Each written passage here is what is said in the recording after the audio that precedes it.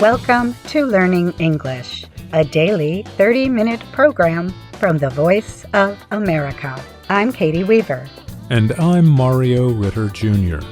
This program is designed for English learners, so we speak a little slower and we use words and phrases especially written for people learning English. On today's program, Brian Lynn has advice on some amazing houseplants. Ana Mateo and I report on a popular game that had its start in Mexico. Jill Robbins has advice about avoiding falls on the Health Report. Then, the lesson of the day explores can and can't. But first, if you are looking for house plants that do not take up a lot of space and are easy to grow, air plants might be the right choice. There are more than 500 different species of air plants. Officially, they are known as Tillandsia. These plants are native to places in North and South America that support year-round plant growth. Air plants belong to the same family as the pineapple. Instead of soil, these plants attach themselves to things like trees, rocks, and buildings. They do not cause problems for the objects they grow on. Air plants do not have roots. They depend on specialized cells called trichomes to permit their leaves to take in water and nutrients. Associated Press gardening writer Jessica Damiano has experimented with air plants and offers these guidelines for people wanting to grow them. Air plants require bright, indirect light, so they should be placed near an east or west-facing window, but not directly in front of it. Direct sunlight can burn the plant's leaves. In homes with average humidity levels, put air plants in a bowl of room temperature water once a week for 30 to 60 minutes. In homes with drier air, this process can be repeated when needed. Lightly shake the plants to remove extra water. Then place them upside down on a cloth to dry for several hours. This step is necessary to prevent water from collecting on the plant's leaves, which can cause damage. If using chlorinated water, it is best to let the liquid sit for 12 to 24 hours to permit the chemical to dissipate before watering plants. Air plants are especially sensitive to chlorine.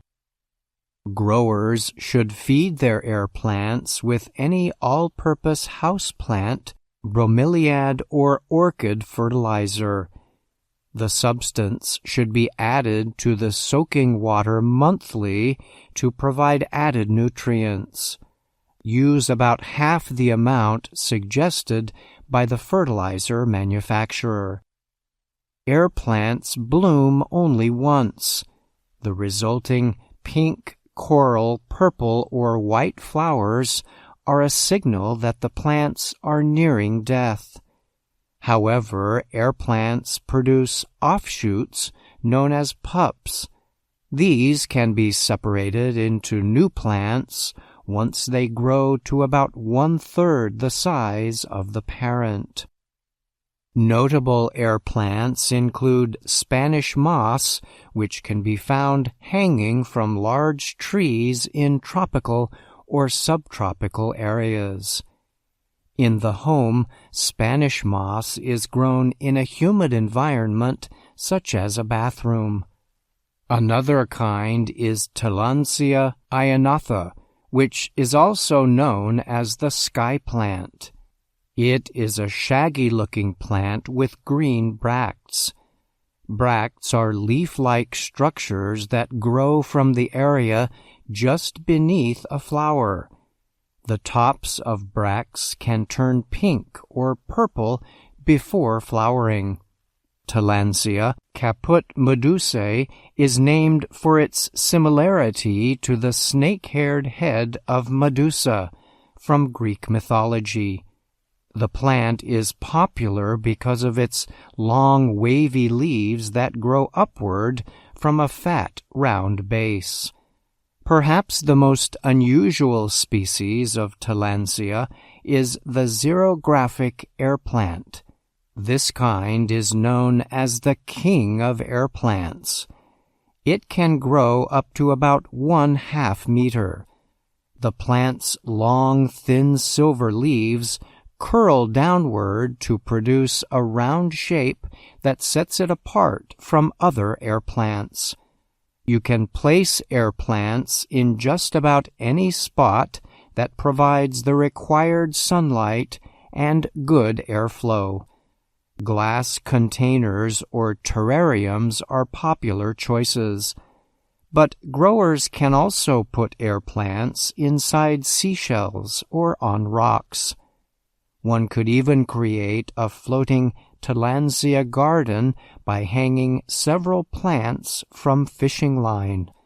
The plants can also be attached to natural wood pieces with wire or glue.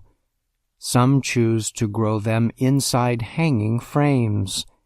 When choosing placement possibilities, the main thing to keep in mind is to make sure you are fully meeting all the plant's needs. I'm Brian Lynn.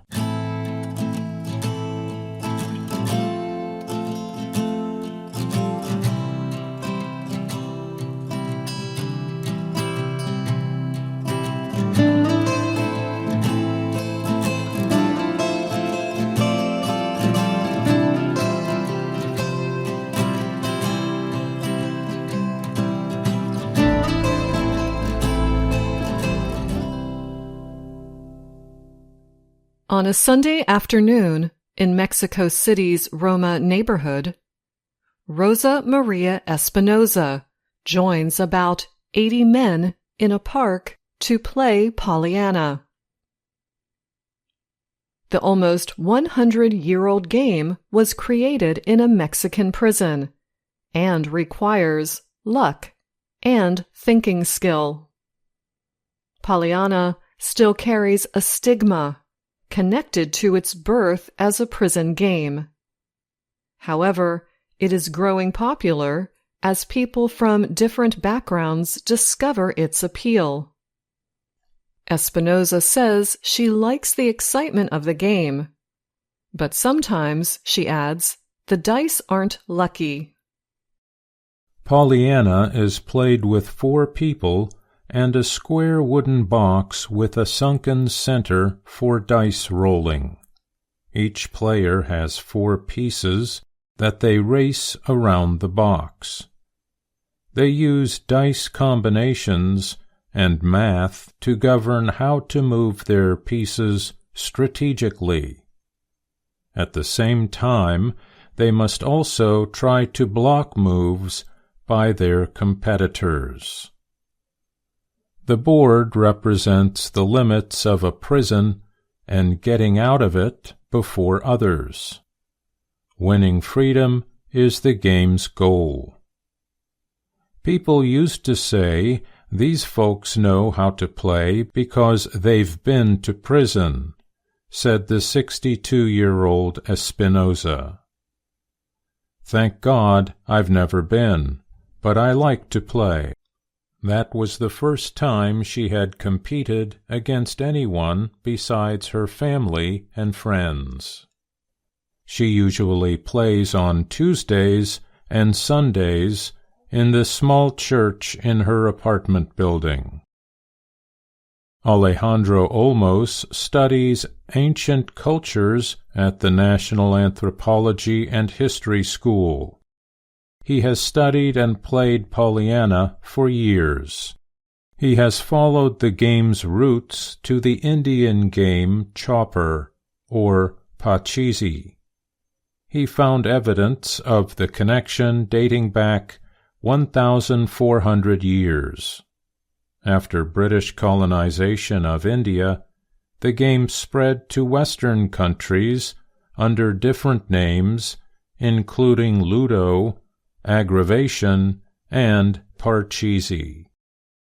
In 1915, the American company Parker Brothers marketed a similar game. Parker Brothers named it Pollyanna, after a popular 1913 children's book by Eleanor H. Porter. Sometime around 1940, the game spread to prisons in Mexico City, including Lecumberri. That prison's physical structure is very similar to the design of the game board. So experts say Lecumberri may have been the birthplace of modern Pollyanna and its new set of rules. Olmos said that in Mexico, the game reflects the roughness of prison life. Mistakes are not pardoned. 6 years ago, Jonathan Ruggieri started a family business, marketing Pollyanna. His goal was to bring together people from different backgrounds. One of the early difficulties was establishing common rules for the game, which in Ruggieri's words has been spreading from below from prison to the street, and from the street into neighborhoods. The 37-year-old man learned to play while serving a sentence in a prison outside Mexico City, the capital. After his release, he struggled to find work. He and his wife launched a food delivery service. However, the business proved unsuccessful. This led him to accept an offer to make a Pollyanna board for a friend. Then came another offer. Soon he began to post his creations on social media. He said they gave up the food business and started making Pollyannas instead. The business, Pollyanna Canada Frogs, has organized 55 Pollyanna tournaments. They are family-friendly, including people of all ages. We want to remove the game's stigma, Ruggieri said. I'm Anna Matteo. And I'm Mario Ritter, Jr.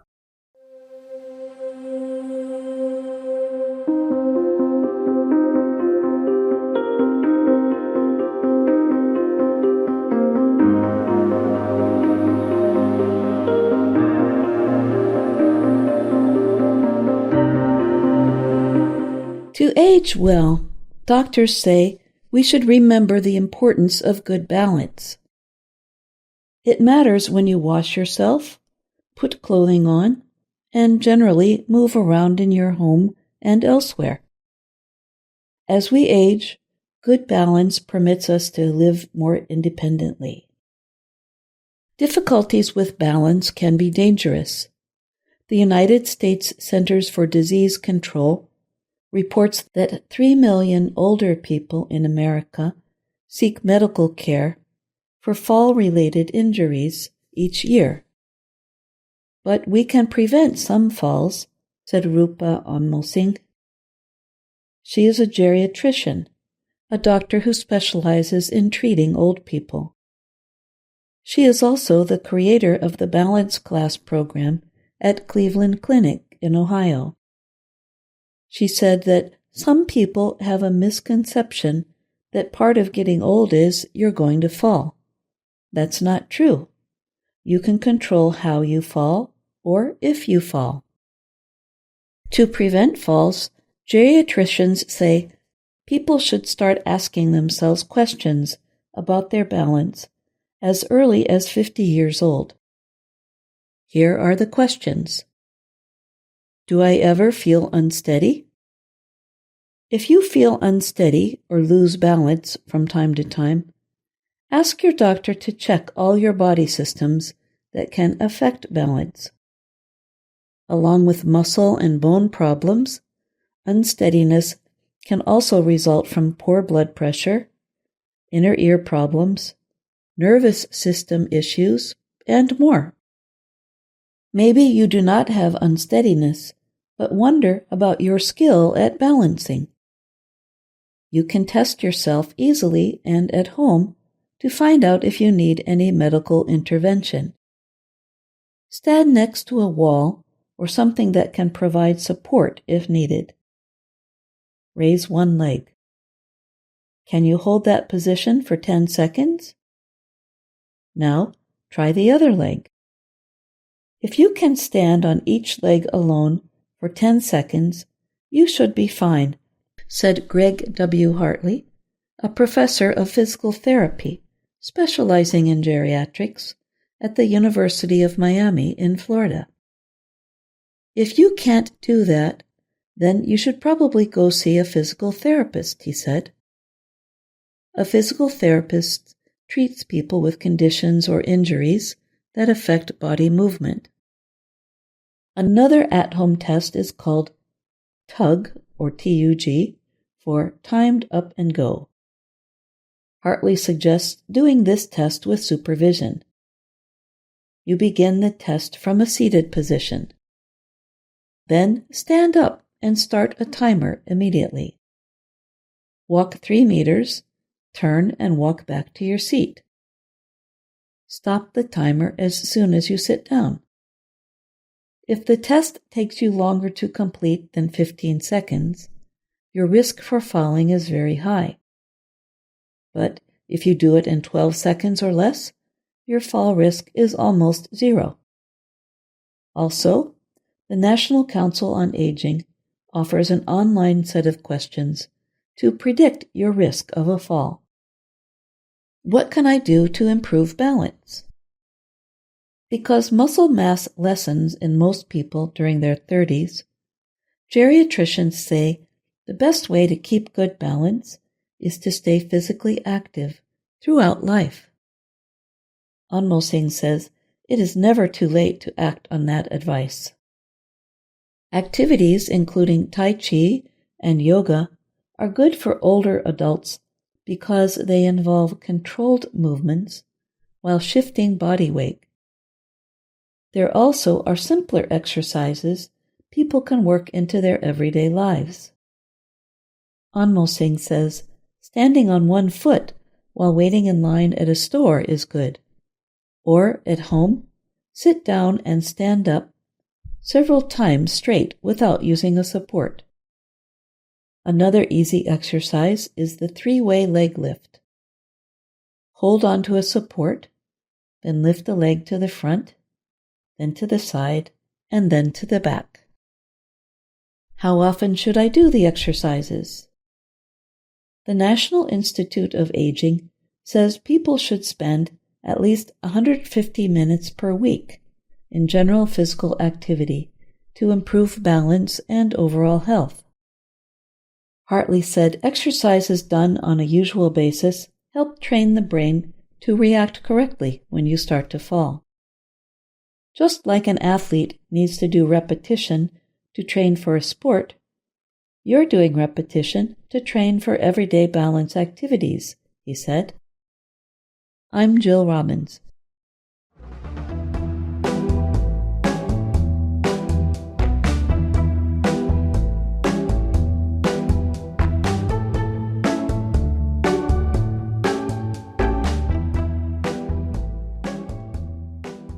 Hello, my name is Anna Mateo.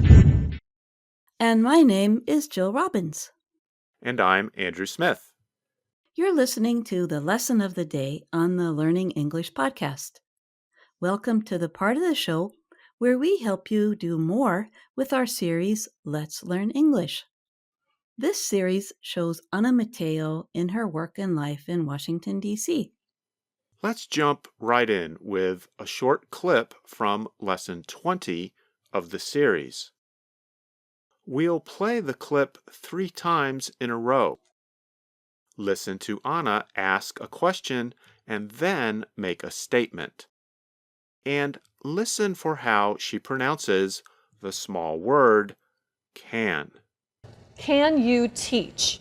You can be a teacher in a school. Can you teach? You can be a teacher in a school. Can you teach? You can be a teacher in a school. There's a difference between how she pronounces the word can when she asks the question, "Can you teach?" and how she pronounces it when she makes a statement. Listen one more time. Can you teach? You can be a teacher in a school. With her statement, "You can be a teacher in a school," she says the word can a bit faster.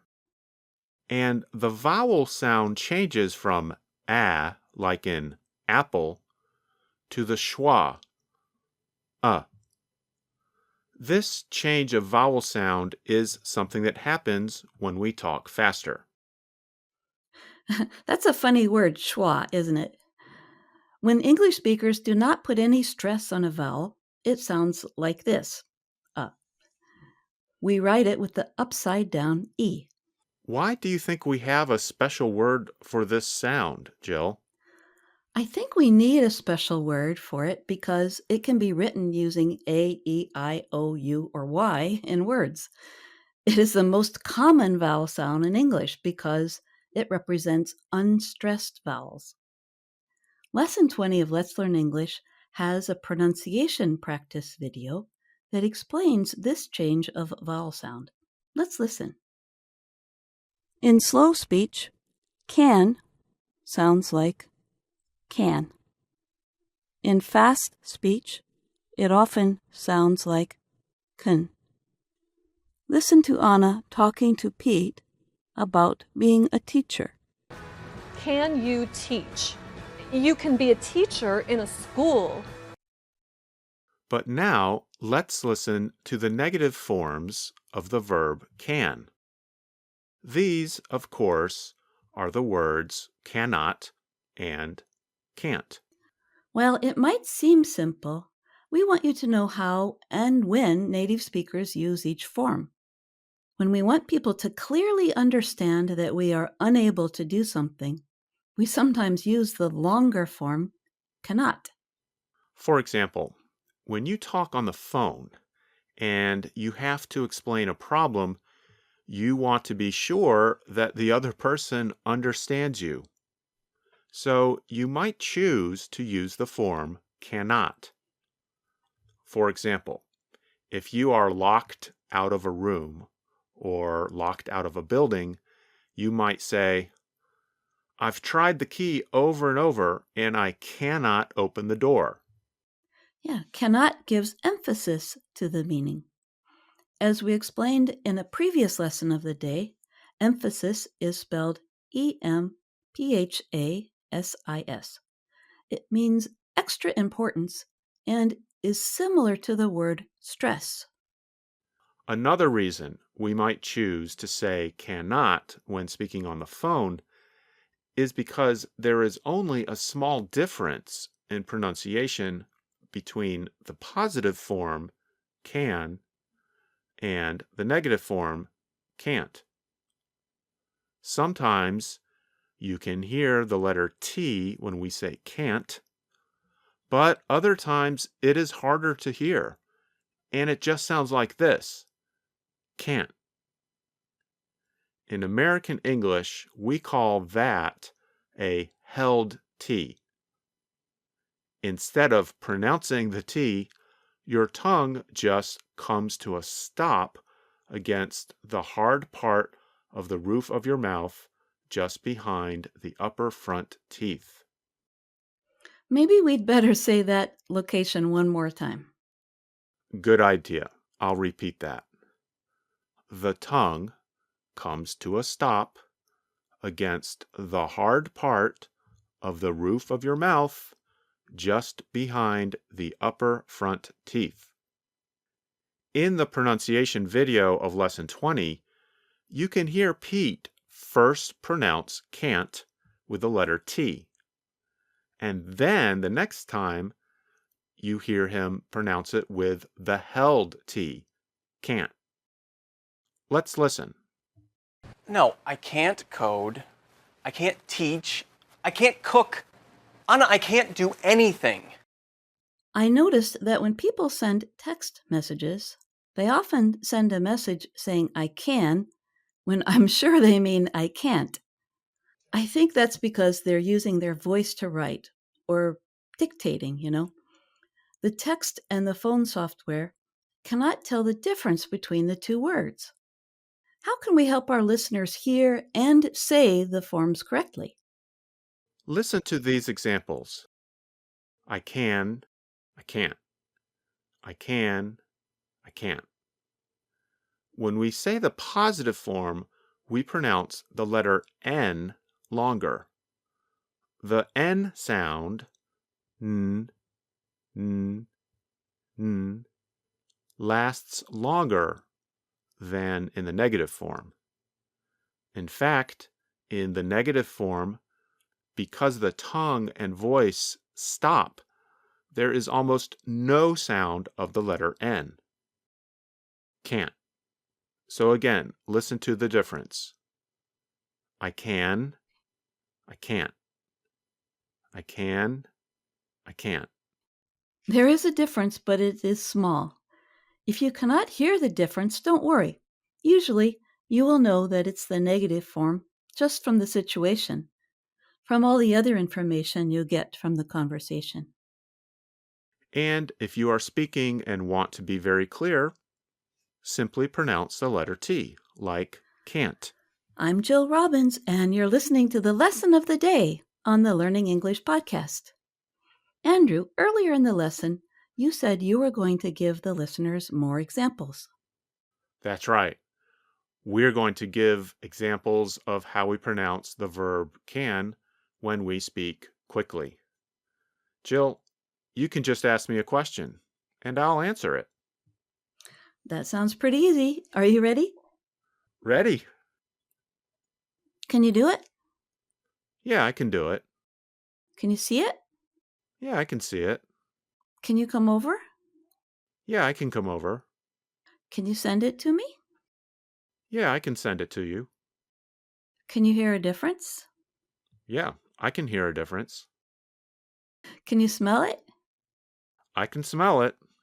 Can you put it in the oven? I can put it in the oven. Can you open the door? I can open the door. Can you give me a hand? I can give you a hand. Can you give me a minute? I can give you a minute. Can you give me all your money? I don't think so. I cannot give you all of my money. Just checking to see if you were really listening. What can you give me? Good question. I can give you, let's see. I can give you free advice. Advice? You mean you can give me suggestions for how to fix a problem? Sure. Well, I don't have any problems. You don't have any problems? Not today. Well, lucky you. I think maybe you should give me advice. So, how about this? I can thank you for helping me and our listeners with the Learning English podcast. It's the high point of my day. But I can't believe we spent the whole lesson talking about this one little word. I can. Getting all the details of American pronunciation takes time, and people need lots of examples. And there's much more our listeners can learn from Lesson 20 of Let's Learn English.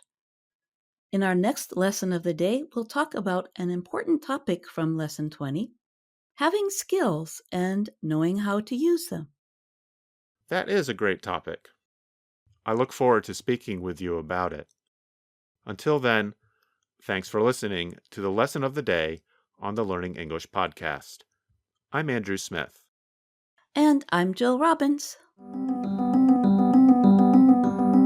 And that's our show for today. But join us again tomorrow to keep learning English on the Voice of America. I'm Katie Weaver. And I'm Mario Ritter Jr.